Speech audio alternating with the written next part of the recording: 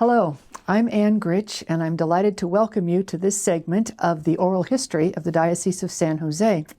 With me is Wendy Scherbart, who is the Director of Catechetical Ministry for the Diocese. Wendy is a long-time and wonderful lay ecclesial minister, so we're delighted that you're here, Wendy. So, can you tell us a little bit about your background? Where did you grow up? Where did you go to school? I grew up 7 miles outside of the town of Hollister in the south end of Santa Clara County and on the Pacheco Pass. And I'm a product of Catholic schools. I went to Sacred Heart in Hollister for elementary school and then took the bus to Notre Dame in Salinas for 4 years. Wow. And then I applied to Santa Clara University and got accepted and graduated with a BA in Spanish and General Humanities, and also received 2 master's degrees from Santa Clara University, Education Administration, a teaching credential before that, and also a master's in catechetics. And we'll talk about the master's in catechetics a little Later. bit later on, yes. But I didn't realize that my bachelor's is from in Spanish from USF. So all the years we worked together, we never realized that. To learn another language really in our ministry, yeah, definitely. It definitely did. So let me ask you, January 27th, 1981, where were you? I was 26 years old. I was married for 3 years, and I was teaching at St. Joseph Elementary School in downtown San Jose. Yes, from 77 to 81. And my husband and I, in 1980, moved to North 15th Street in downtown San Jose, and so St. Patrick's was our parish. And we both know what St. St. happened Patrick's became, right. I was very proud that our parish was the new cathedral for the diocese. Yep. Yes, Yeah. It was the first cathedral, but at that time it was the cathedral of San Jose.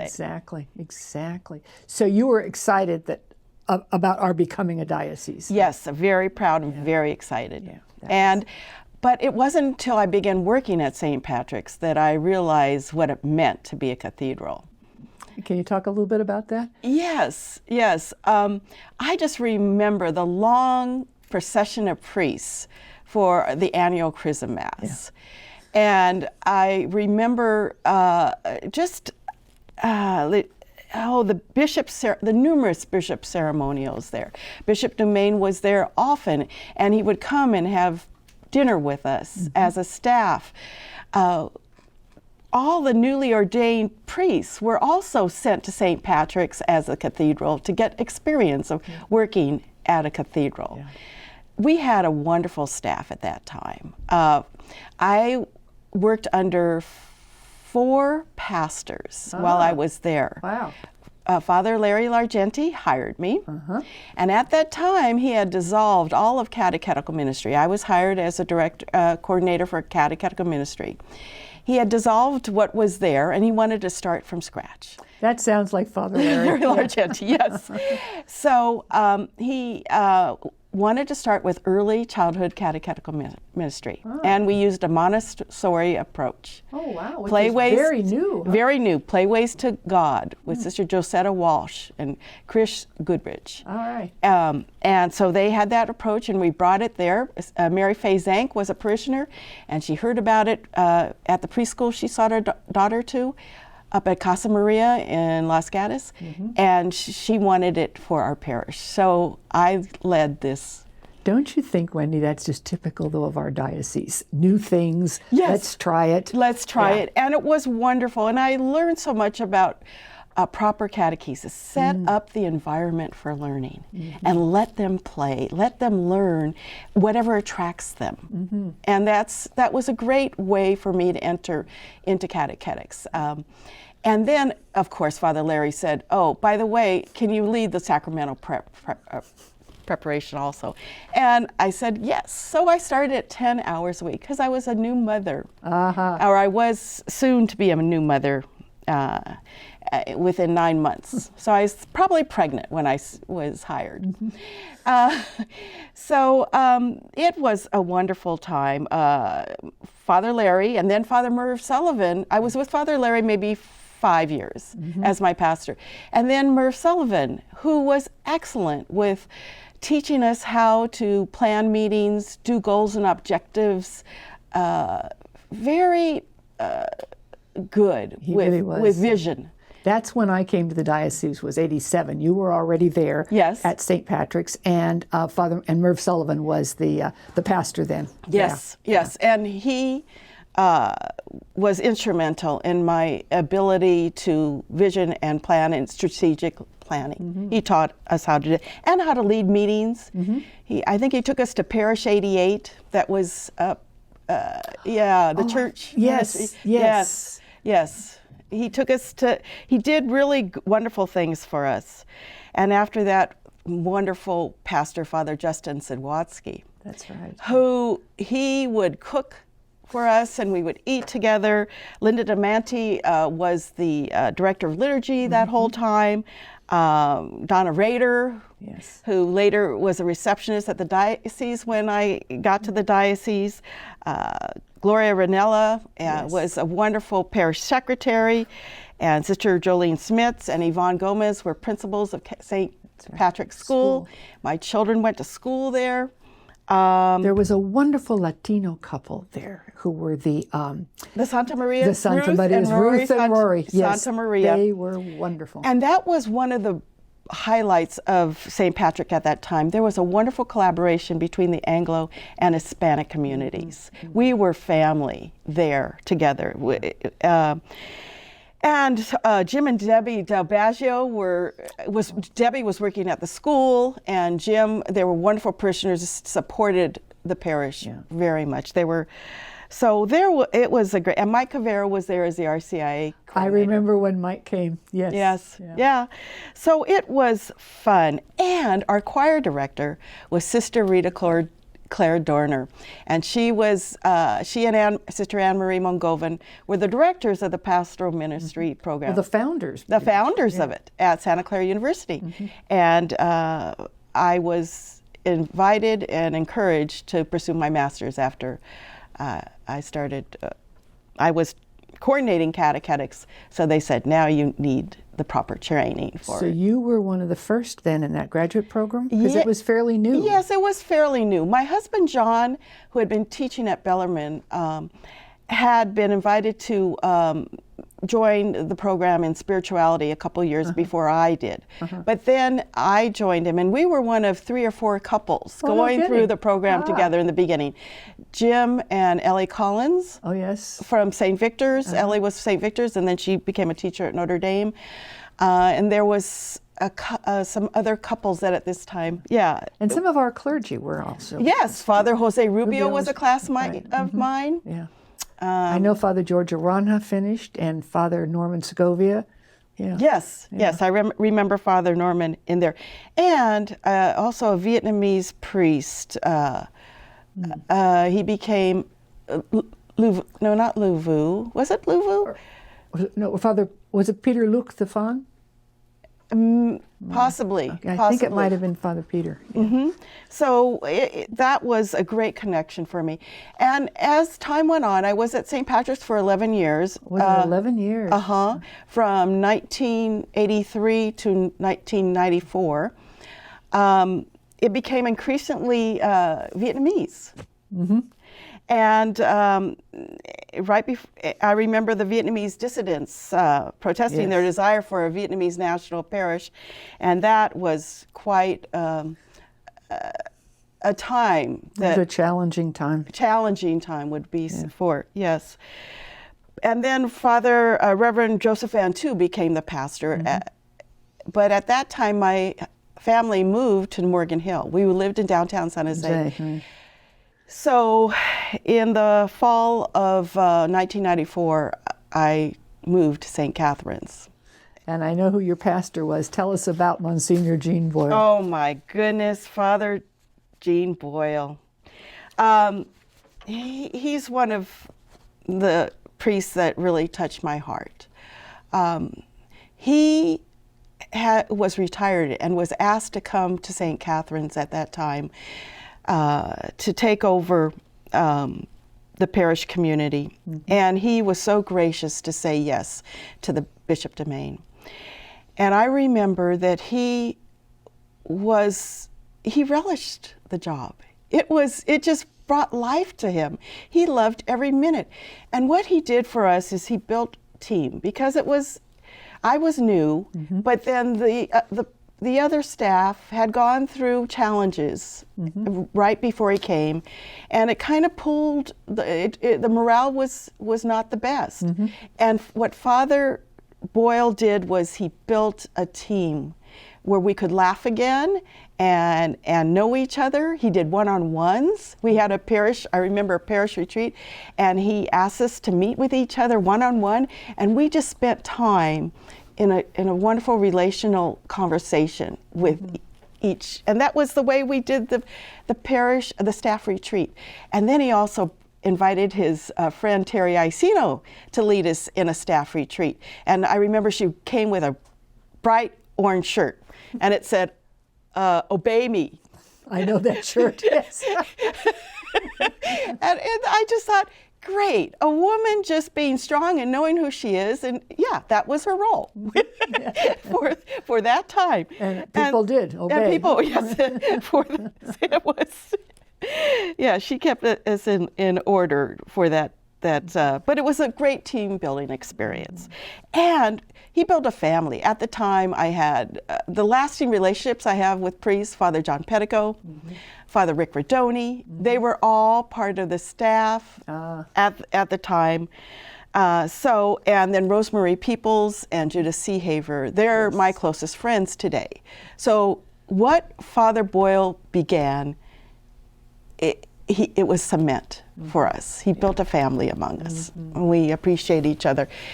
And I had remembered him from my time at St. Patrick, because he was in charge of ecumenical affairs, but also I knew of his work of justice. Yeah. And whenever I think of him, I think of his big smile and booming voice. He had quite a voice. Yes. Yeah. And I got the honor of seeing him in the months before he died, and visited him in the place that his residence in Palo Alto. And he remembered me, and he greeted me with the same smile he always gave me. And he still had a zest for life. He kept up with all the newspapers and all the news. He was a reader. Yes. Oh. And he passed on his legacy to all of us, but especially to Father John Pettico. And I see Father John following in the footsteps of Monsignor Boyle. And we need priests like that. So he's still alive. Yeah, absolutely. He's still alive in our hearts. He's one of our great ones. He's one of our great ones. Yeah. Now, tell me, how was it going from a downtown cathedral parish to, well, country isn't really, but a more simple rural parish? Larger, probably, though. It was larger. It was larger. I remember the day that Sister Kathleen Gonzalez, who was my predecessor there at St. Catherine as the director of Catechetical Ministry, she invited me into her office. And her first question to me was, "Wendy, how many children do you have?" And I said, 3. And she goes, "No, I meant in your program." Oh. And I said, "Well, at St. Patrick's, we had about 120. She goes, "Well, we have over 850 here." Oh my. And she just waited for me, and I just smiled. And then that was that. She just took me then to show me all her resources. And so I won her over. I don't know how, but the smile did it. Well, 3 children, I think that is great. I know. That's what a mom says. Yes, right? A mom says 3 children, right. but so it was a much larger. Sure. And I had 120 catechists versus under 20. Yeah. So it really helped me know how to organize and build relationships and know how to respond to different needs. There was a huge Hispanic, and I had Hispanic catechesis at St. Patrick's, but it was much smaller. So I don't feel like St. Catherine's is a rural. No, I wouldn't. I would call it was a one parish town, so everything Catholic happened on that parish plant. It was just a little farther away from the other parishes. I guess. Yes, a little bit, but I still belong to the deanery, the cluster, and That was a very active deanery. Right, it was Southwest. It was deanery, it was one of the biggest and most active at the time. And I stayed connected to the diocese because Janine had me. I was on the Catechetical Advisory Board as as appointed member, and she continued having me on the Catechetical Advisory Board. I taught at Faith Beyond 2000 for her. I was on the competencies committee. I was on Adult Faith Formation Network. So I kept in strong contact with the diocese and the diocese. Yeah. And I've heard that story from others too, and I really credit the pastors who encouraged that, who allowed it in terms of releasing staff to go to meetings. I know when I was in the office, I had no problem calling and just saying, "Can you serve on this board?" And there was never, "Oh, I'm not sure." Right. It was really right. And Father Gene O'Donnell came after 2 years. I was at St. Catherine's for 10 years, from 94 to 2004. And Father Gene O'Donnell came in 1996, I believe. That would be right, yeah. Yes. And I really enjoyed Father Gene. He was the type of pastor that lets you do your thing unless something went wrong, but I didn't experience that. And so he supported you, and he invited me to be the deanery representative on the steering committee for the parish, and he relied on me to help plan the deanery meetings because he was a dean. So he helped me stay connected to the larger church. His also. Spanish is also very good. And social justice, and he loves music too. Irish music he always lit up his heart when he did that. So it was a good experience at St. Catherine's, very good. And then a big change happened. Yes. The big change was in 2004. I was ready to spread my wings. I had spent 10 years at St. Catherine's, and Janine was retiring.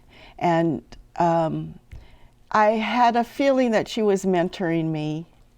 She was. I knew that. You do that, and I picked that up, and sometimes I would say, I'm getting anxious to spread my wings, and she goes, hold on, wait, one more year, just wait. Can you hold on one more year? She wouldn't say exactly why, but she just said, hold on, and so I did, and I then started. I was hired to be the diocesan director. So that was 2004. Right. Yes, July 1, 2004. Right. Yes, so that was, and during that time at St. Catherine's, I finished up my master's in catechetics. So I had the credentials and experience for the job. Oh, and people. You did a very good job. You and I worked together for how many of those years? 6 of those years, because I retired in 2010. Yeah. And you taught in the Institute for Leadership and Ministry. Yes, I did. Catechetical track. Yes. And the adult faith formation with Janine and Joy. So, and Brother Bill Bolts. So,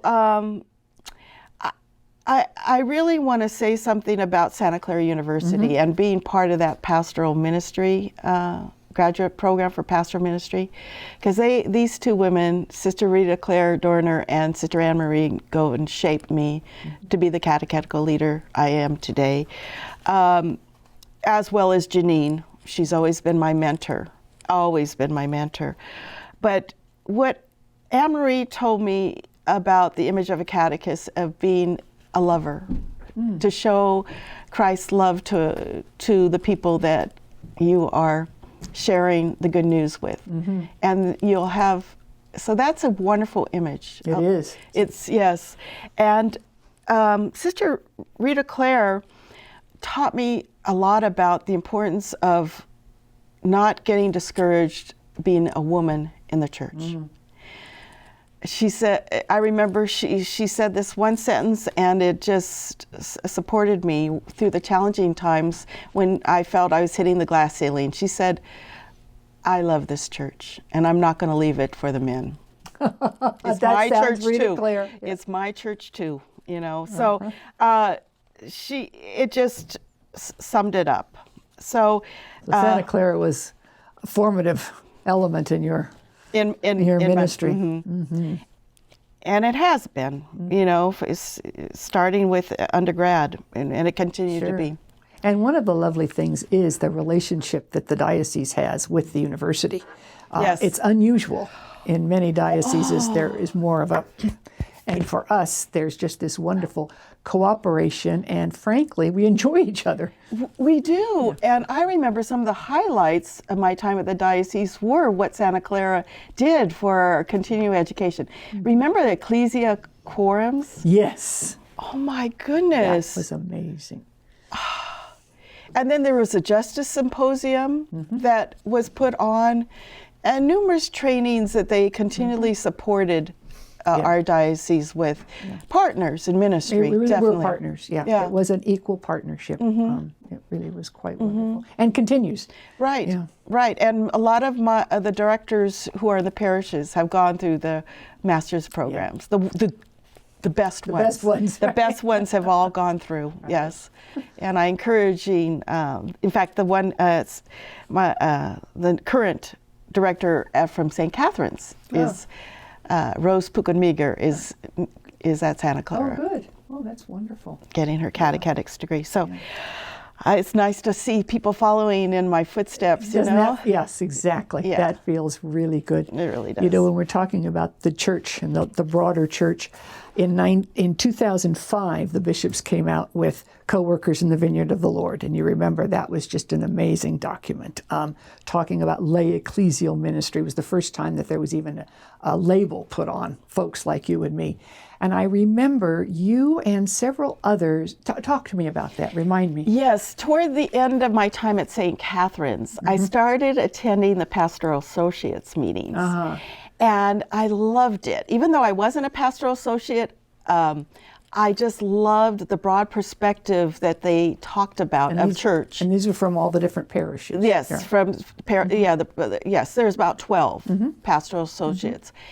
And they heard of a lay ecclesial minister council that was started in the Diocese of Oakland. And they thought it would be great to bring it to San Jose. So they asked the members of the group if they would like to pursue this, and they all said yes. So we started writing some bylaws that would work for and they invited me and Linda DeManti and Rosemary Peoples to begin taking a look at what the bylaws were in Oakland and adapting them for San Jose. And so we did that, but we knew that once we put together those bylaws, we needed to consult with the leaders. So we came to you. I remember we had a wonderful conversation.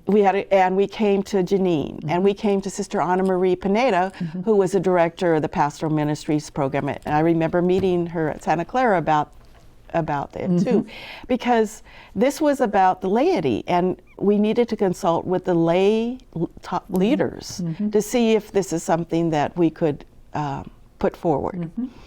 And luckily, it happened. It happened because we talked to the right people. And you lined it up with the document. Yes. I think that was my contribution, was to line it up with a the document. Yeah, and Bishop McGraw was always very supportive of lay ministry. I think he took his cue from Bishop Dumaine, who was wonderful about lay ministry. But Bishop McGraw carried on so that he said yes. And the council continues to this day, in fact, is doing some wonderful things. I'm very proud that that it grew from that work. Yes, so working at the diocesan offices. Now that must have been a bit of a change from parish, because you had been, 21 years in parish. Yes. And all of a sudden you're in the belly of the beast. But those 21 years gave me my greatest strength, And that's with the relationships that I had developed with the people. So they knew me, I knew them, and we could serve one another. And they could support me, and I can support them.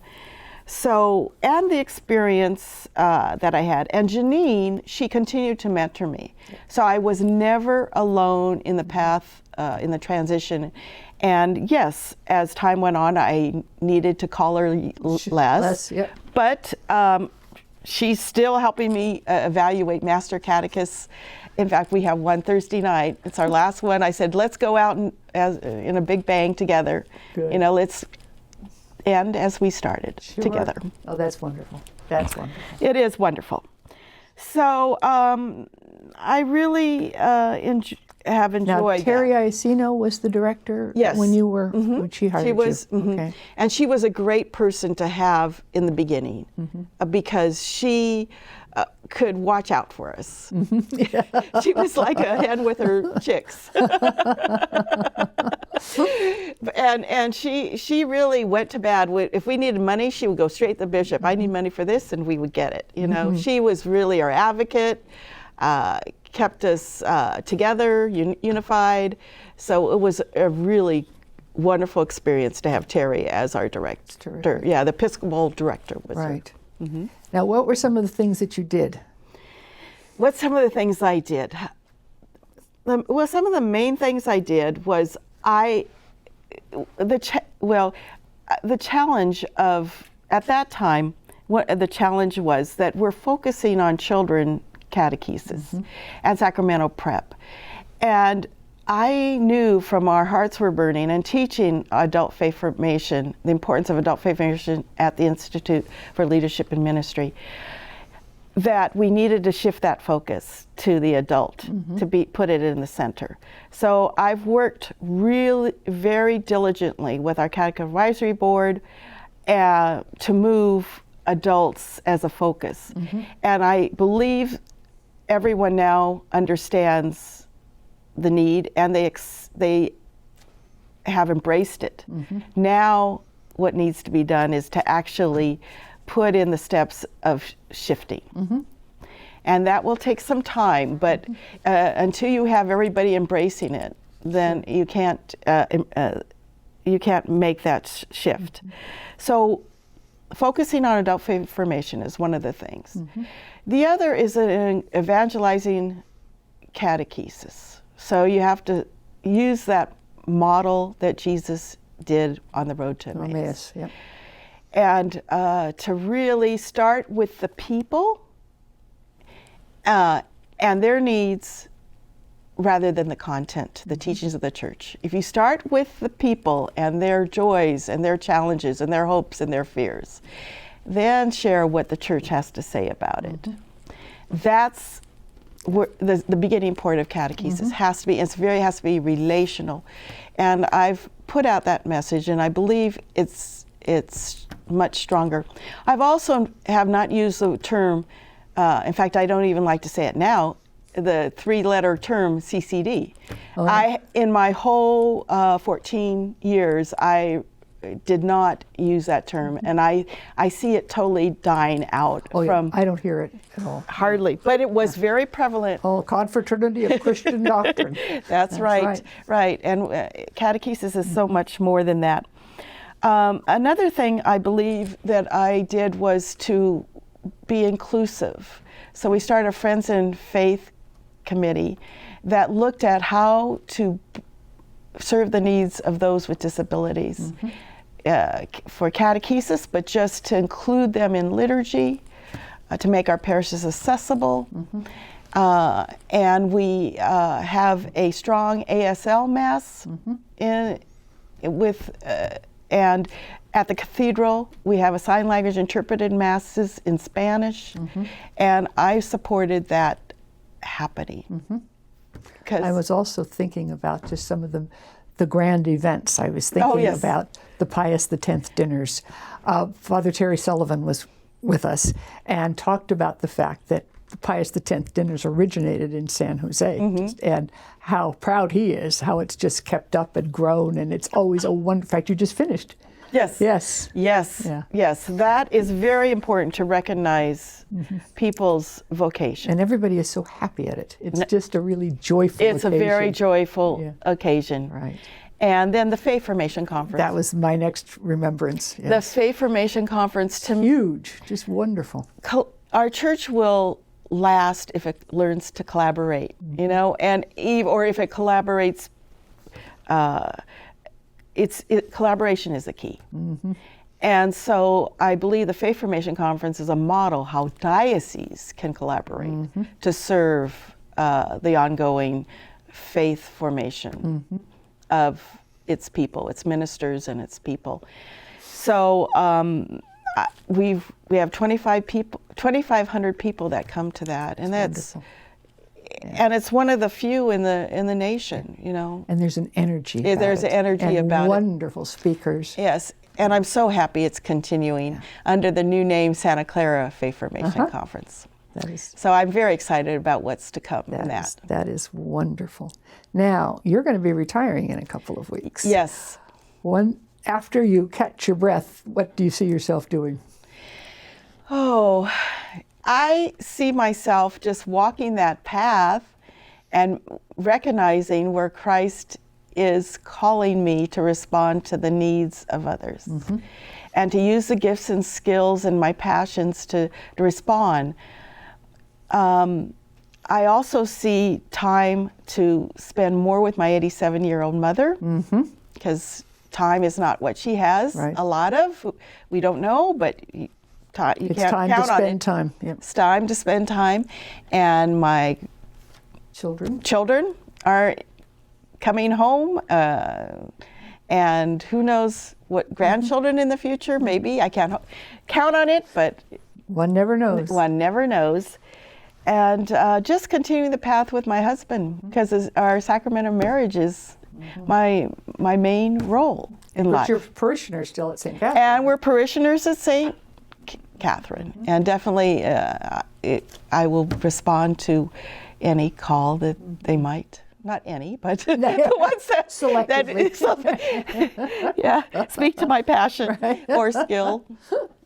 So yes, I'm looking forward to this time, and I'm grateful. But I see all the people that have how everything is connected in my life, and it's built over the years, and I'm very grateful. Well, you have made just a huge contribution.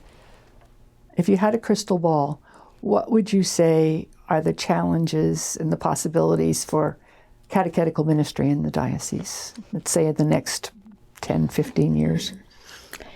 The challenge is to break out of one program fits all, and as I said earlier, to meet people where they are, to start catechesis with a conversation rather than a book. Like Emmaus? Yes, like Emmaus. And learn how to accompany and find more people to step up as disciples and accompany people and witness to them the importance of their faith. I think one of the things is Catholics have grown up with faith being private, and they're not comfortable with talking about their faith. That's been with my others. experience as well. Yeah. And until they can become more comfortable, it will be hard to share. You can share by doing, but you also need to reflect, do some critical reflection and reflect back on its meaning and articulate its meaning in order to do good catechesis. Sure. So if we can help more people beyond catechists learn to embrace their role to share the good news, and it's not just part of a department or one person ministry or one program ministry, then and also helping them to go out and make the world a better place with others. Well, you've certainly sown some of those seeds. Anything else we should be talking about? No, I'm just grateful. Well, And I signed all my letters to everyone, gratefully Wendy, and I want them to remember that I'm grateful, and I hope to be generous because of all the gratitude in my heart. well, the diocese is grateful to you. It's just been a joy talking with you, just kind of going down memory lane. Thank you so much for being with us. You're very welcome.